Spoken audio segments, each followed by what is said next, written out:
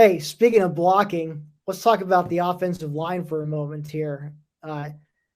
According to James Franklin, they're struggling right now to field it too deep.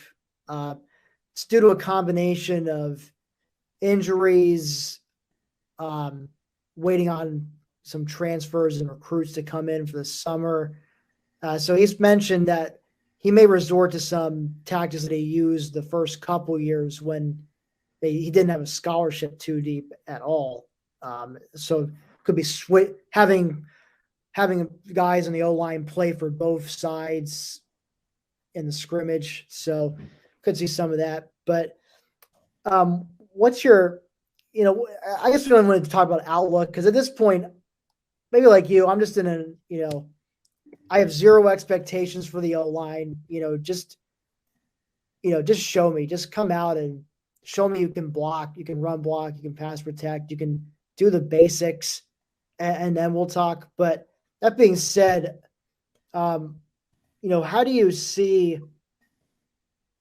I guess how do you feel about who's likely to be starting come this fall, and do you think they could be at least serviceable? I mean, I would like to think they could be serviceable. If you look at the projected offensive line in the fall, which is going to be different than what we're going to see this spring because Cornell graduate transfer Hunter Norzaz is not on campus yet. But you look at left tackle, you have Olu Fashanu, who, by some reports by people in the program, has made more strides this offseason than any other player on the roster and was a high 4-star guy in high school who the staff is already high on. Left guard, you have Landon Tangwall, who was a borderline 5-star guy who last year as a true freshman, you didn't notice on the offensive line. And I've always said offensive linemen are like referees. The less you notice them, the better. And for him to do that as true freshman goes a long way.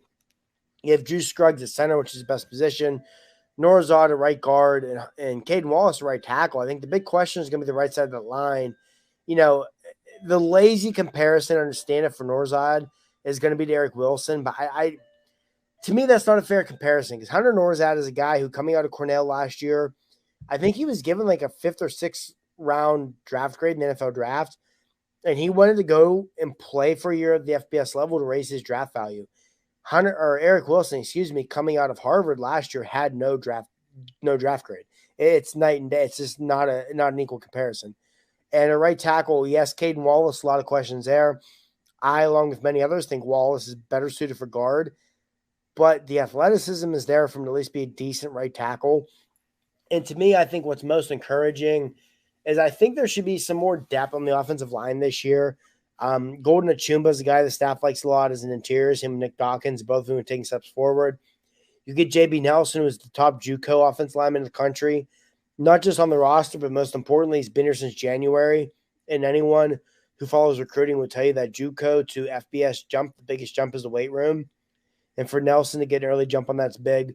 So I think they'll have more options on the offensive line. Jimmy Chris is another guy to potentially watch.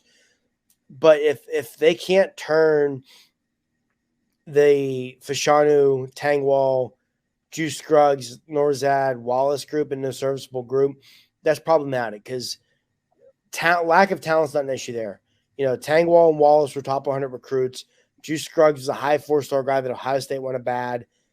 Like I said, Olu Fashanu was a 4-star guy, and Hunter Norzad is a FCS All-American who 100% would have been drafted this year had he gone pro.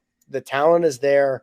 Phil Troutwine, to his credit, has really picked up in the recruiting trail this offseason.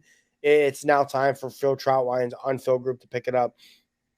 However, I will preface that by saying when the offensive line is getting whipped in the blue-white game, don't panic too much because A, Penn State's defensive line should be really dang good this season, and B, it's a scrimmage where Penn State's going to have like 6 or 7 scholarship guys dressed, and I'm sure the coaching staff, in an effort to not get anyone else hurt, is going to be giving a lot of the scholarship guys a lot of time down. Yes, and if they can just be serviceable, frankly, with Singleton in the fold, that may just be enough for him to go off. If you can just be serviceable, I feel like with a talent like him, that's enough for him to work with. I mean, work for Saquon. It's not like his O-lines were world beaters, but they were They were good enough, serviceable. Yeah, Done. and that is something with Singleton too that I honestly think is, like, silly as it may sound, it's a legitimate point. The guy's got the burst, got the wiggle, whatever it is, to where you don't have to give him much of a hole. Because there were times last year the offensive line gave a hole and the running backs didn't hit it, didn't have the burst, acceleration, whatever it is. And like you said, Tim, Saquon played behind some really bad offensive lines. I mean, look, 2016, Penn State had a terrible offensive line and won a Big Ten championship largely because of Saquon Barkley. When you've got a back that good, you don't need a great offensive line. So I also think that it's a real possibility that Nick Singleton could hide a lot of the warts of the offensive line this fall. That'd be fine with me. Whatever gets the job done.